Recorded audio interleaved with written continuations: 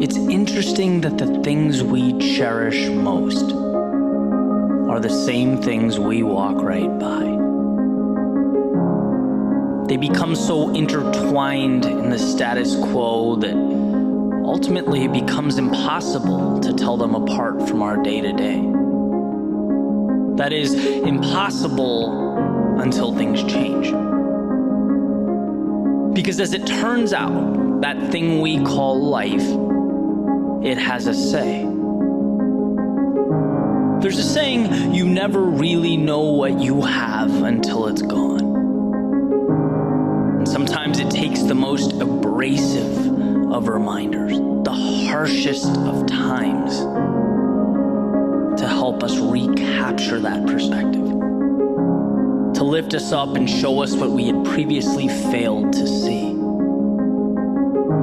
And while our darkest moments test our strength, they push our boundaries, even transform our reality, they can also be the bridge that leads us exactly where we need to be.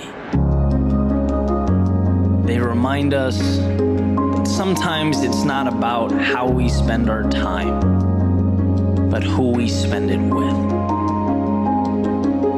That quiet brings clarity, and the world can spin so fast that we forget to think about our place within it. It reminds us how humanity is bigger than the sum of its parts, and it takes just as much energy to build up as it does to tear down. It reminds us that no matter where we live, what we speak, or who we pray to, we're not so different after all. It reminds us that there is so much more good in this world than evil, so much more love than hate, and so much promise for tomorrow.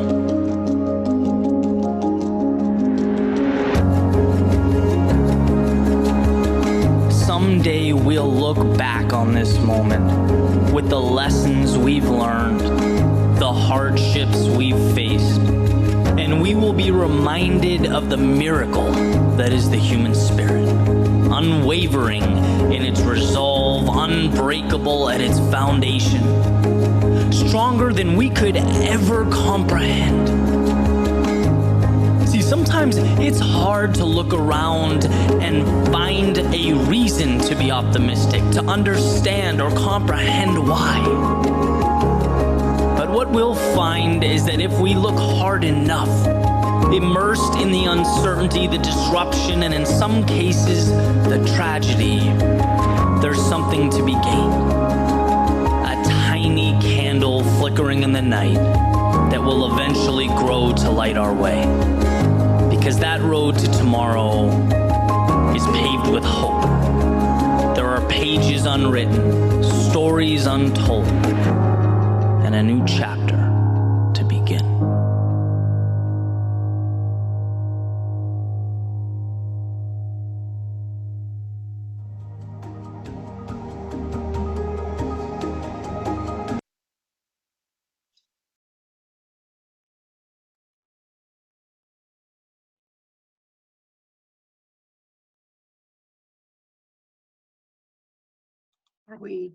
Am I on it? Hey, everybody.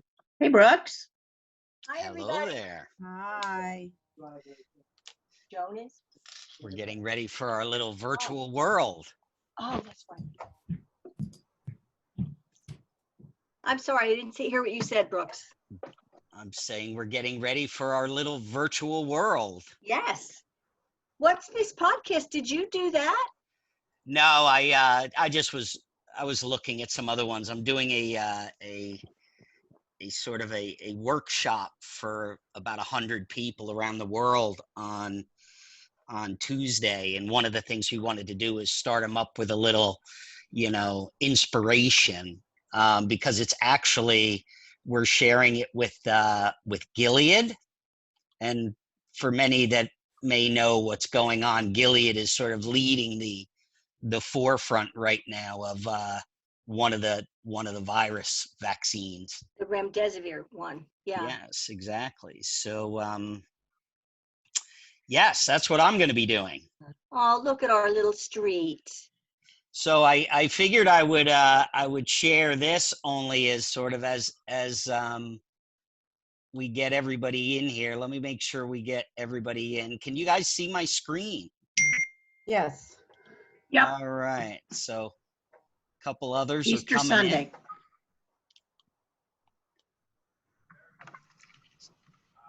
So again, let me share my settings to just make sure that, again, if other people come in, I think we've got about 8 of us so far. I only see 4. I only see 4. Look at that. Look at that. And there's Hal. Hey, Hello. Hal. Hello. How's everybody doing? All right? Good. Well, Hal, I think we're doing good. How are you doing? Well, this lady was fully recovered weeks ago, and I'm now pretty good now after the last week or 2. I'm doing all right. Good. That is great to hear. For those on the call, Hal was having a serious bout of illness for a good 3 weeks. I'm assuming the test still came back negative, but you guys know otherwise. Never came back negative. It was the first one came back not inconclusive. Second one came back not detected. But his primary thinks that it definitely was corona. And so we're waiting for the antibody tests. We'll go for those. We'll get scripts for those. Hopefully. Right. So, but the doctor said to wait a couple of weeks till it's a little more firmed up. So- Okay. So And there was then- a woman down at the bottom here, and I don't see her anymore.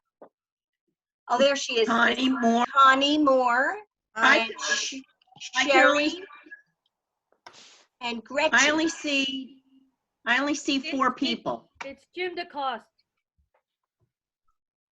Not It's what? Gretchen. It's Jim DeCoste, not Gretchen. So Oh, Brooks, how can we see everybody? That's There's what I'm 9 going to look. people. I'm going to look to figure out how to do this. Say hi. Hi. It matters your view option.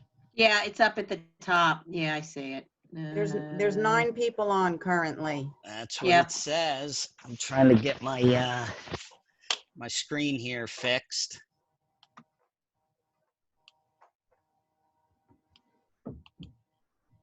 There we go.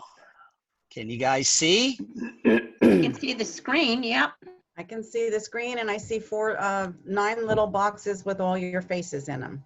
That is awesome. That's I where only see 6. I see Connie. well, we got Okay. John, Share Jill. screen. Jill is not sharing her screen. Bad hair day. Zanardi is here. Well, anyway, Okay. John, how are you? I'm good. How are you? I'm in Massachusetts. So, hello There you to go. Somerset Hills. Well, we figured it's been a while. There's certainly been a lot of challenges, but I think that what's starting to show more and more is this virtual capability is coming to its forefront.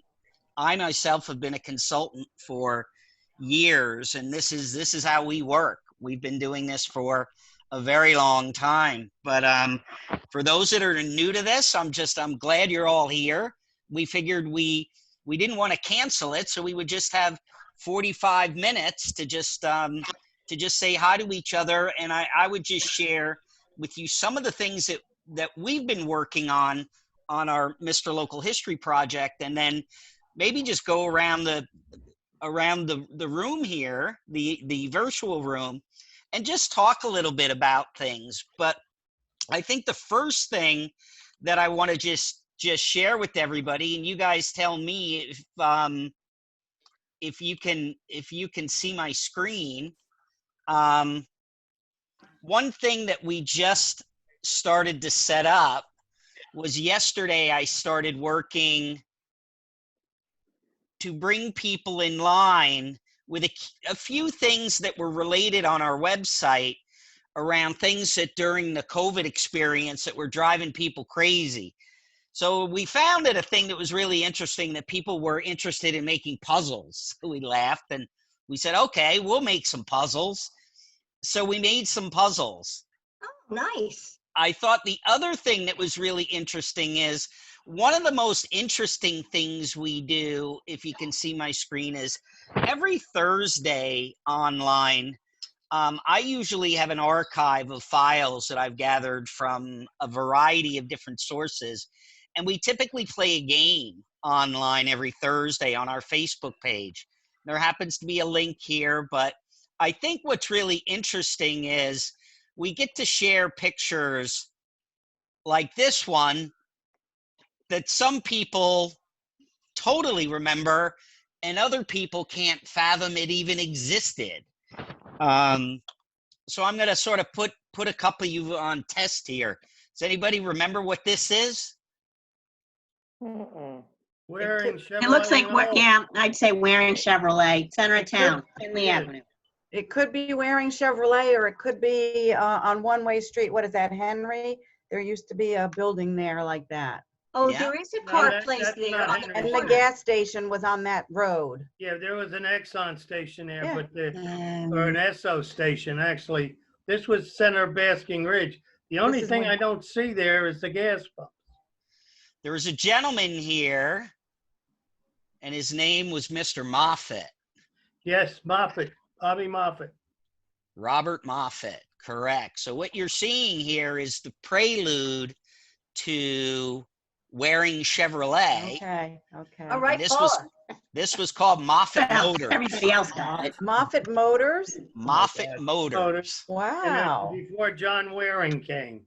Correct. Now, it was funny because I put this picture up in addition to, let's share another one, which I thought was interesting. Oh, Well, oh, that was the parade. So now someone sent this one in, and this is from his personal collection of the Kiwanis Day Fair in 1979. I remember it. Oh, I love the Kiwanis Day Fair. So this one, a lot of people got to guess, and this was evidently the marching band from the high school playing on Labor Day weekend in front of wearing Chevrolet Olds. What was really great though was I got a message from, I guess his name it's John. Is it John Waring? John Waring. Yeah, I guess he sent a message in saying, "Hey, I love the pictures. Thank you for sharing. It's really nice that somebody remembers me." I knew John very well. He was a good friend of mine. Okay. Well, go ahead. I just knew him for many years. John was a very flamboyant character, very big, loud voice, and a lot of fun to be with. He was a super guy. I enjoyed John Waring Excellent. in the old Now, days. Here's something a lot of people really enjoyed Oh, this image yeah. The corner cupboard. Corner because T-bird, right?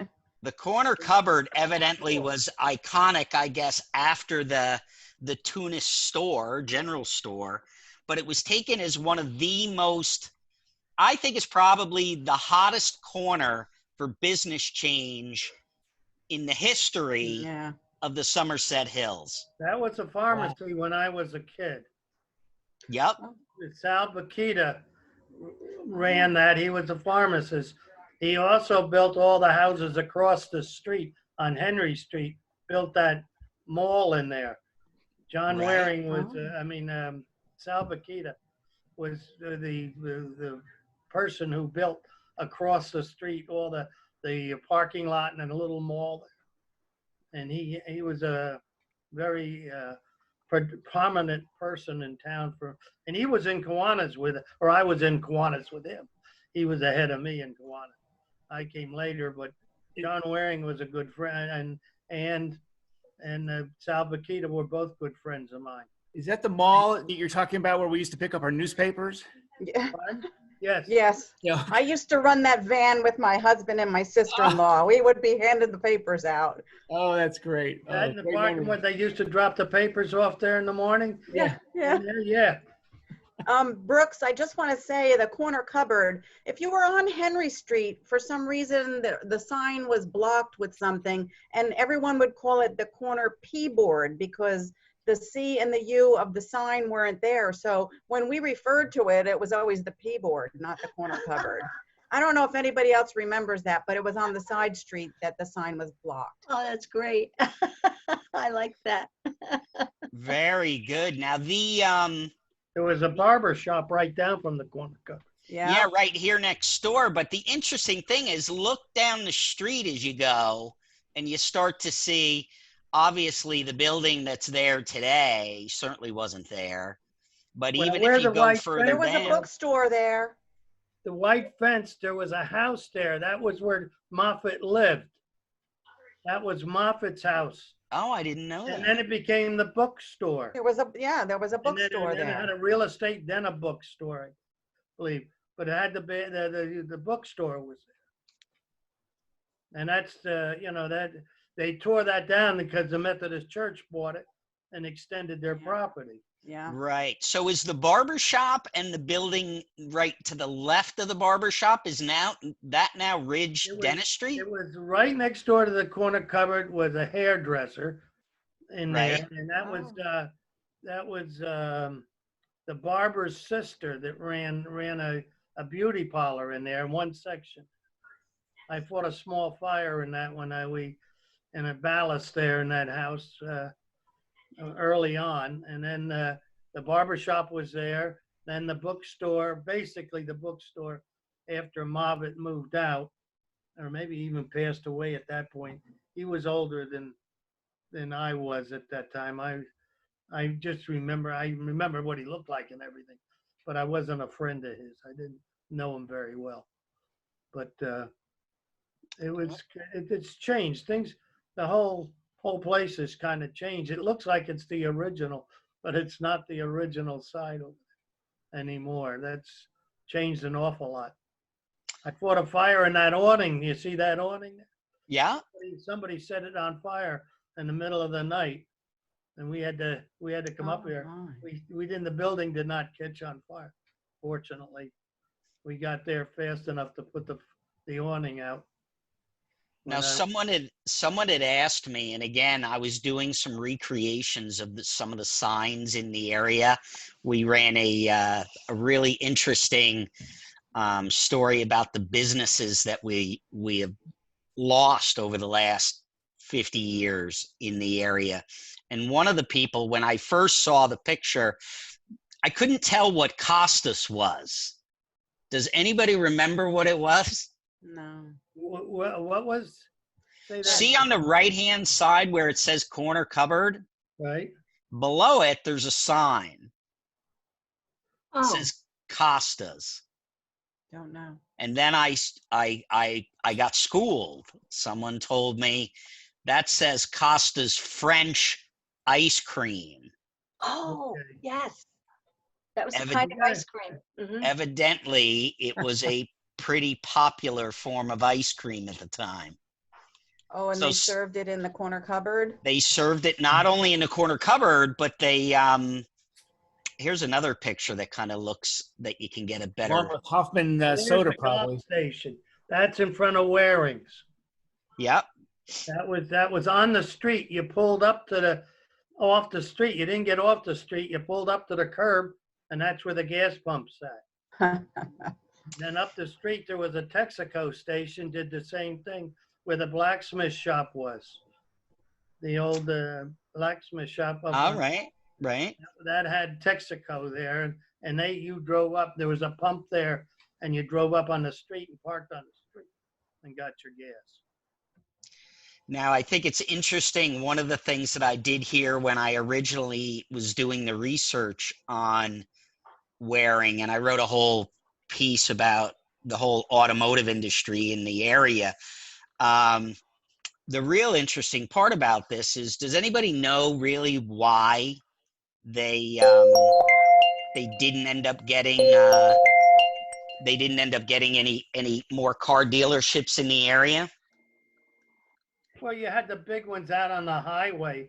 I doubt very seriously they could compete with a town like this small town with a, in the old days, people went there to buy a car. When I was a kid, in the 40s and the 50s, they bought from John Waring. But later on, you went down to the highway. In fact, I went down to on 22 and bought my cars down there because they had a bigger, and they were bigger organization. So I doubt that small towns could have big car dealers like they. Well, there's the Volkswagen place, Paul Miller's in Burnsville. There's, you know, the Jeep place in Far Hills. He's still there. They're still. Audi place, you know, there was the Audi place in Burnsville. So, I mean, there's still the Volkswagen place. There's still Welch's, you know, Jeep in Far Hills. So they still exist, but the number one reason why these guys were trying to move this, and here's a couple other places that they looked at doing it, was one at the Lions Mall. They were trying to move this dealership to the Lions Mall. Then they tried to move it down by Dewey Meadow, considered to move it down there towards Millington. They considered to move it out towards 202, 206, but there were a couple other car dealers out there. But their number one concern, the reason why they felt that they couldn't compete, was because of parking. That was their number one concern, that they said that they couldn't continue to operate because nobody liked to have to park behind the back, which I thought was kind of interesting. Now, here's a couple other interesting ones that a lot of people asked me to share. I think that this actually is a picture of Paula Axe right in front of the local store. That was Serena. Doesn't kind of look like my outfit, so. It does look like one of your outfits. Yeah. That was Sereno's, a grocery store, and to the left was like a catch-all. They sold from refrigerators, stoves, all kinds of things. Freddie Sereno, the one brother, the youngest brother, ran it, and Sam and Danny ran Sereno's, which was a grocery store, and they delivered. They had a little black Chevy truck that they We went could around. use that today. Absolutely. Yeah, right. But he had a bread box that used to sit by those big steps. And every day after school, we used to go down there and sit on it. And Sam Sereno would come out with a broom, shoving us off and make us get off his. And we said, "What are you making us get off for?" The old library? In the morning, they used to get bread delivery in the morning. This was after school. And he used to chase us. He wouldn't let us sit on that bread box. And we were young kids. We were, you know, in grammar school. Is that Oak Street? Where is that exactly? Oak Street? It's the Oak Street. On the corner. Yeah, right across from the old library. Where Peppermill Deli used to be. Yeah, no, Correct. That too. I used to go down there and buy Twinkies after school in the early 70s. Well, one thing that people don't realize as well, though, is the building to the left and the building behind. Actually, if you go back to the 1850s, during the research I did, those were actually the first holdings of Bishop James and the Bishop James Church before they built their church. And one of the things that I thought was probably one of the most interesting stories that I've done in a long, long time was that Bishop James was actually noted as almost being the founder of the Somerset Hills and the Bernardsville Mountain. He was the one that actually built a house on Mendham Road before there were any other houses on Mendham Road, which 25 years after he left became the Somerset Hills Hotel. Or for those that study local history, that hotel is absolutely credited for bringing the rich and famous out to Bernardsville. And I just thought it was really, really interesting to do some research about, you always hear about you know, Finley and Cross and all those people with the Presbyterian Church. But what I never knew was the history of Bishop James and how they ended up building that church right there on Finley across the street from here. Very interesting story, though.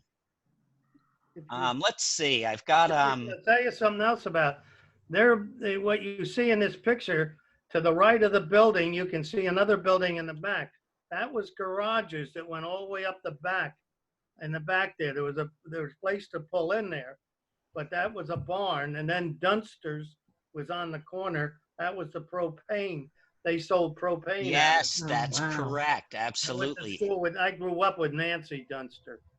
She was in my class all the way through high school, but they lived there. Now, does that have any relation to the Dunster family over in Bernardsville? It's a big family, and it's old, and it's been here. They've got quite a history and it goes back to the Revolution.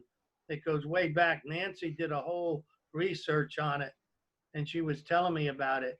It could very well be that the Dunsters are related, and it's quite an extensive thing that the Dunsters did here for many, many, many years. But like I say, I knew Ken Dunster. He was in the fire company.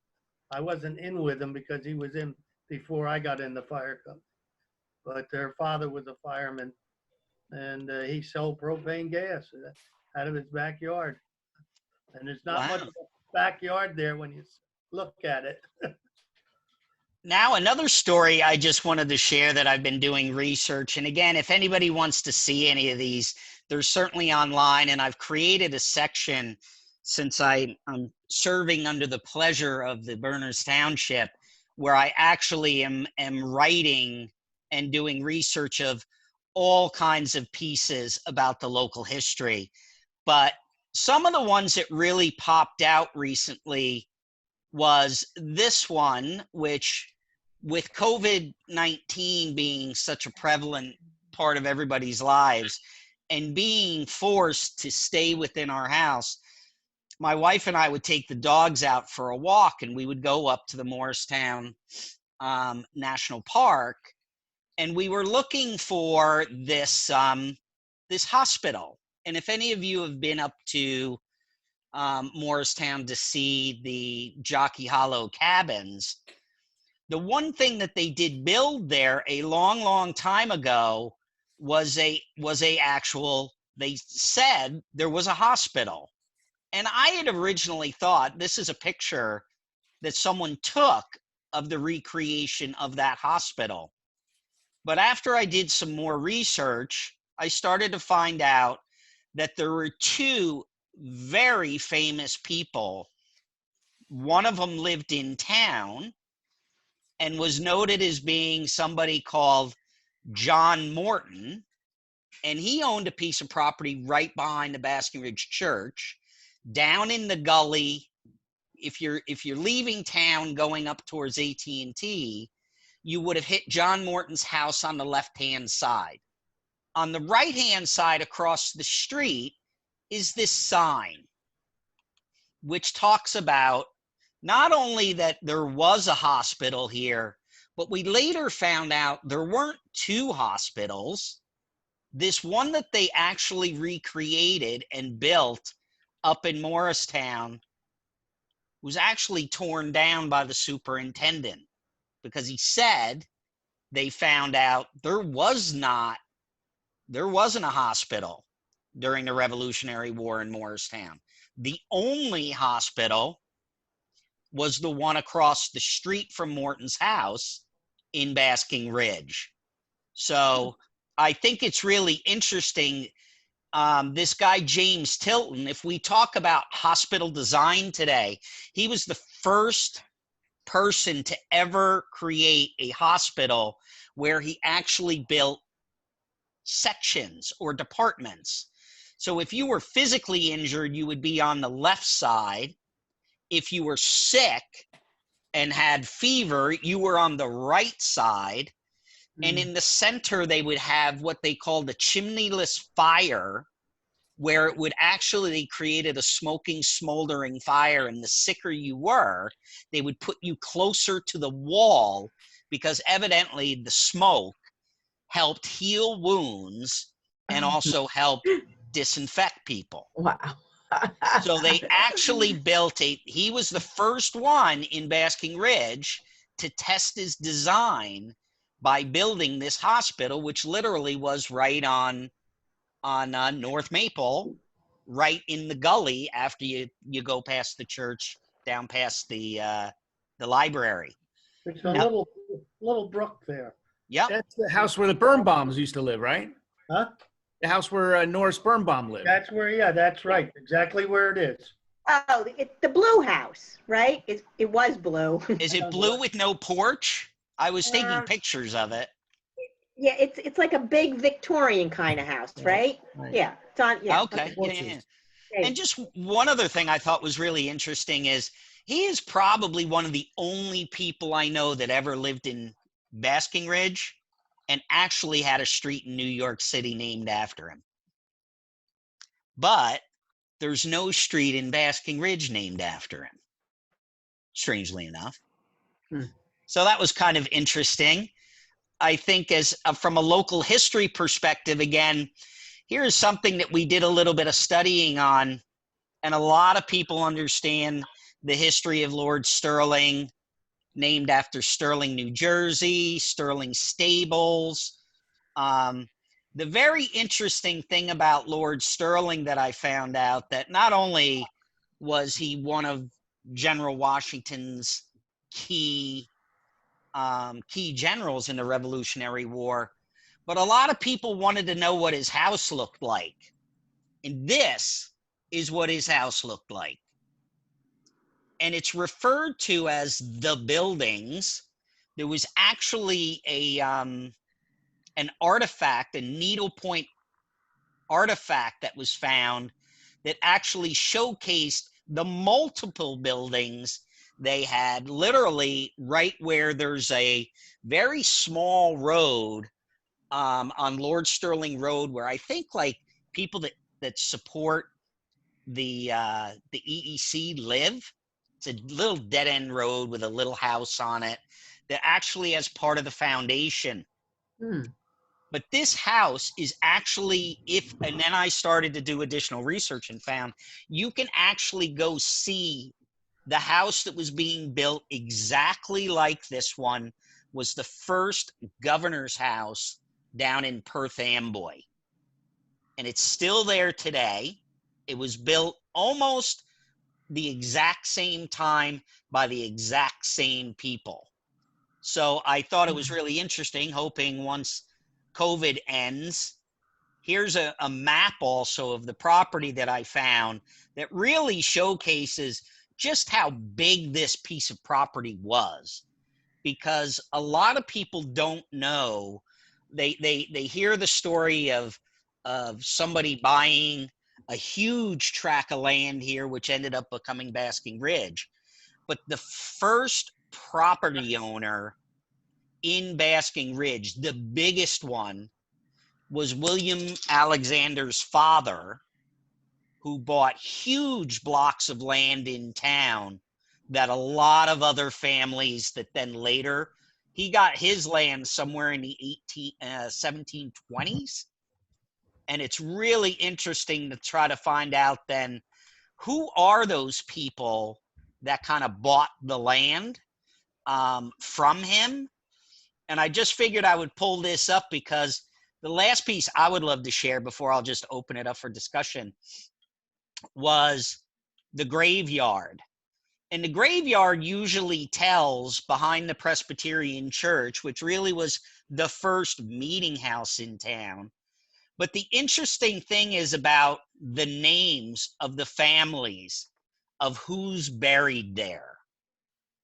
And I just thought I would share this as well because the analysis was done, I don't know, maybe 75 years ago or 100 years ago, that these are just the amounts of numbers of people just from their family. So the Ayers bought property. The Cross, Reverend Cross bought property. Boyle bought his property from Alexander. Kirkpatrick, he bought land up off Minebrook Road. The Dotties, the Heaths, the Daytons. These are basically the founding names of Basking Ridge. And I just thought it would be interesting to share. Does anybody know any of these names or know any people that are still living in the area? I just know the Jim street Recchi. names. There's, I'm trying to think of somebody that was, I think Mrs. Turner was a Dayton.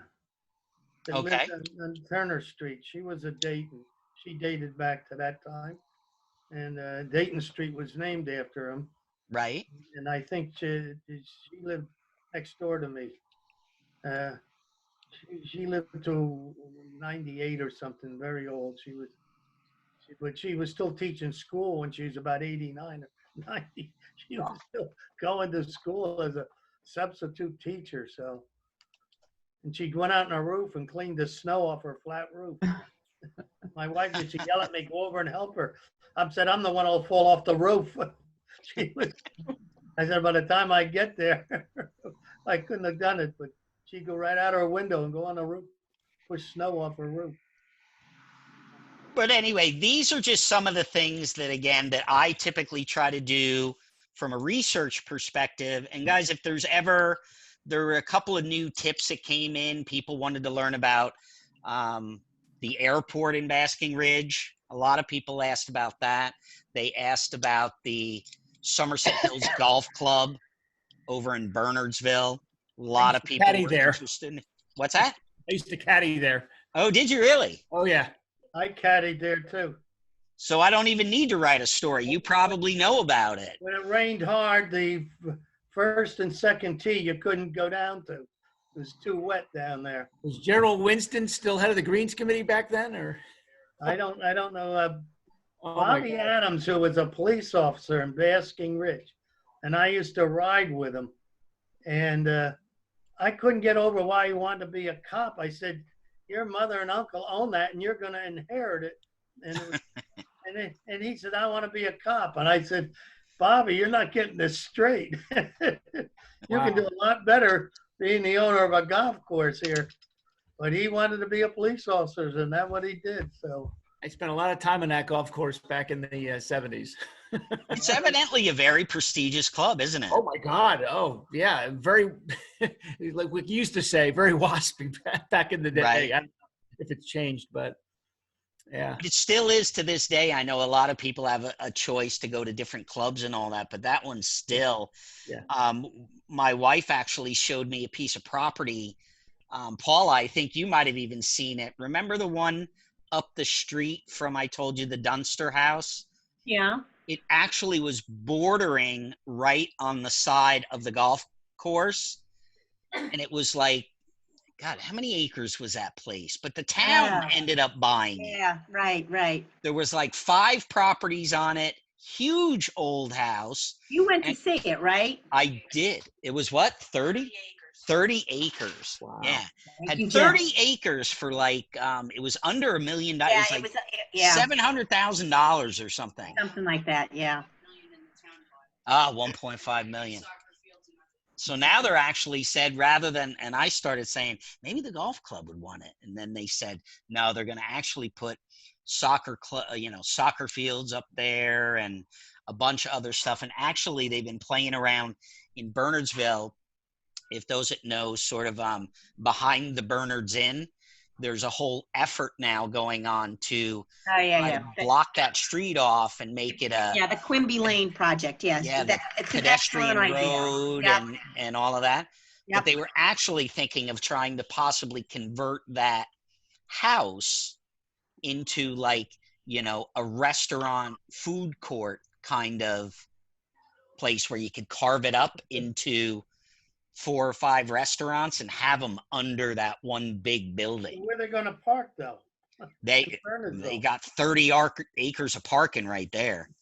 Well, no, So- that's not on Quimby Lane. Quimby Lane. Oh yeah, this is the other. This is that other project. The Quimby Lane thing, Burnersville really needs. That's hopefully that goes through. But the last thing I just wanted to talk about, and obviously everybody has been feeling this, is I went out on Easter morning and took this picture. And I started actually, and I took a video of it and I posted it on our Facebook page. And I just called it 52 seconds of silence. And I started at the flag and I just walked backwards up the street. And I think the only thing you can hear on it is a jogger running by and the fan that was blowing from the grill, from the Blue Cafe, because they were open for takeout. But I just think, and again, most of these places, you know, I took pictures that they said they were just closed. It wasn't like they could take out or you could wear a mask and go in. And it just really was a surreal moment for me to see this at 10 o'clock in the morning on Easter Sunday. And then actually I went and attended a virtual service with Dennis Jones that I ended up recording and I put online as well. It was a really nice service that he gave. He actually came up with a poem, and I put that out on Facebook as well. But I think that the interesting part about history is trying to document, you know, this day and age for future generations. And I ask any of you to one of two things. One is help to try to understand how to document something, an event like this, in a unique way. So I've created sort of what I call a community collage, where you can send a picture in of yourself during the event, this 2 months of hell. But I'm curious if anybody has ever experienced any type of quarantining, probably not at this magnitude, but anything at all. Is there anything that anyone on this call can relate to historically to something like this? Well, Hal and I were talking about that the other day. We went to Wegmans and we were waiting in line. And the thing that we remembered was back in, I think it was around 1973, maybe, the gas lines during the gas shortage. And you had to Alternate. wait in line and you'd have certain days you could go. And so everyone's lives revolved around when Getting can I get gas, gas in my car. You'd be there for hours. Yeah. You'd sit in line. And you didn't have a cell phone to be playing with while you were sitting in the car. You'd bring the newspaper or whatever. But I remember 2 other teachers and I lived near each other. So you'd go, we carpooled. I had a little Volkswagen Beetle and Kathy had a big Buick. So we would take hers on the gas line, fill it up. Then we bought gas siphoning things. We're sucking gas into our mouth because then her car would just sit and it would be our private gas tank. And then we'd suck it out of that and put it into my VW, which took us, you know, a lot. So, but that was, we were just saying that the other day. It was very, that kind of it's all you can focus on all the time. How am I going to get gas? When can I do this? When do I have permission? The Arab oil embargo, 73, I think. And that was even or odd. It was based on even or odd. Mm-hmm. And I would do it with my friends. We'd all get, you know, in line together. So kind of a virtual kind of thing. Everybody would bring something to eat and you'd line up behind each other. So, because you'd be there for hours. Yeah. Mm-hmm. Well, when I was in the fire company then, and they issued us cards from the township that allowed us to go to the front of the line with this card.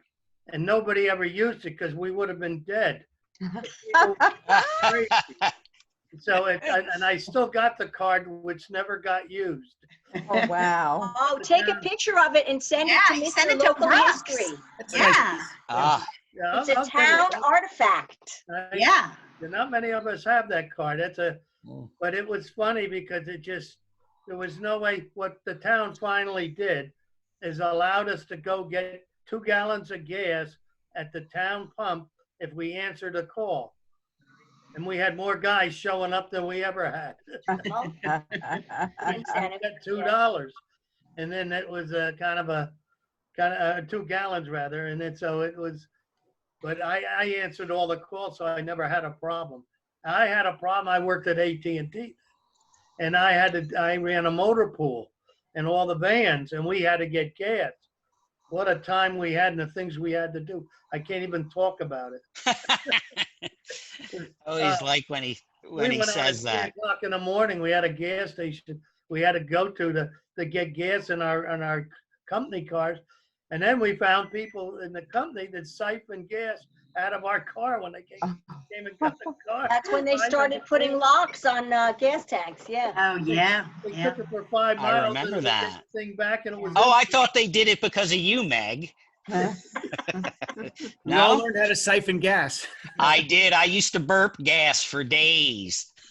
When we were kids driving in the field, we always did the mouth. Each guy took a turn Oof. and had a siphon of gas. When the car broke down, got another one, we'd siphon the gas out, and it was whose turn was up Just- to do it. Just for all of you to know, the auto industry figured that out, and they prevent siphoning from tanks now.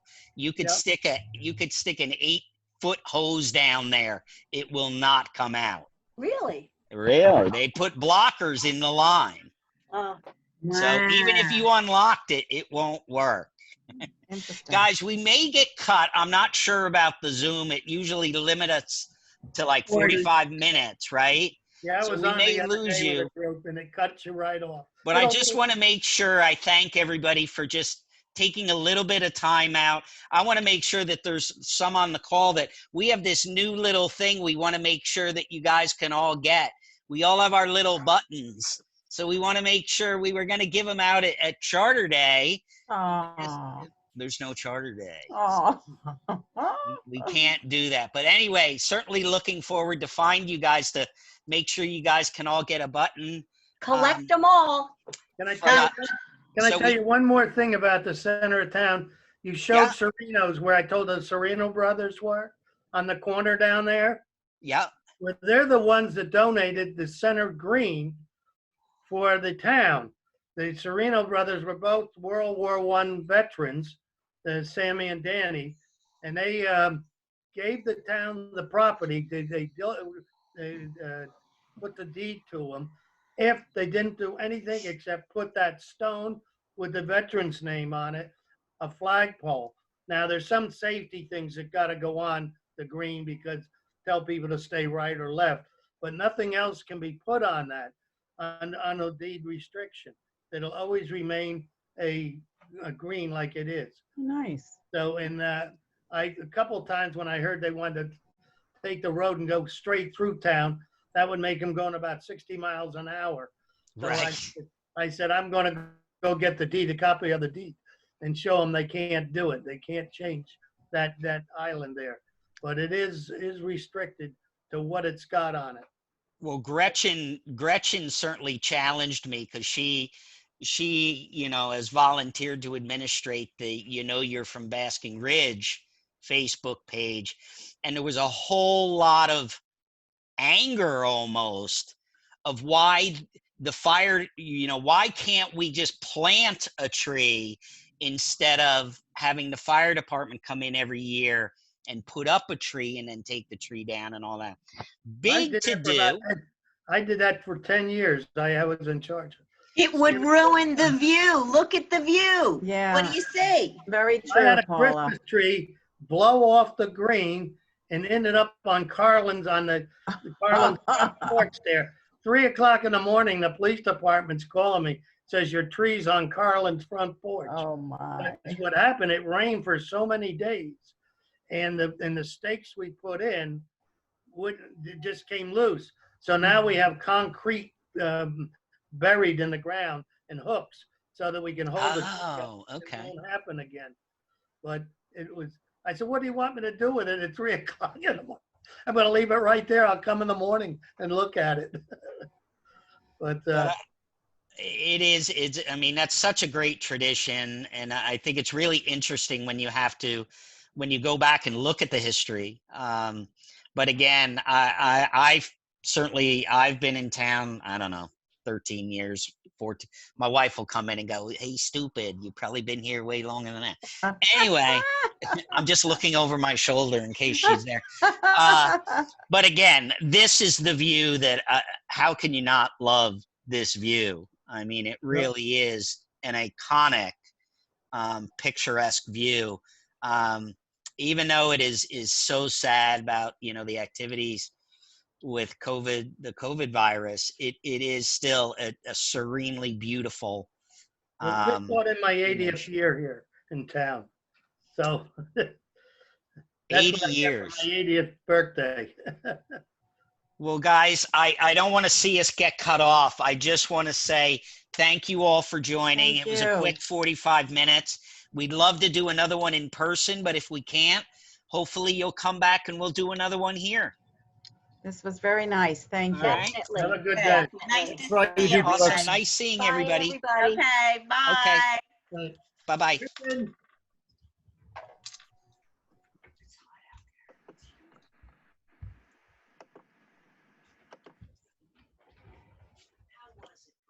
I gotta get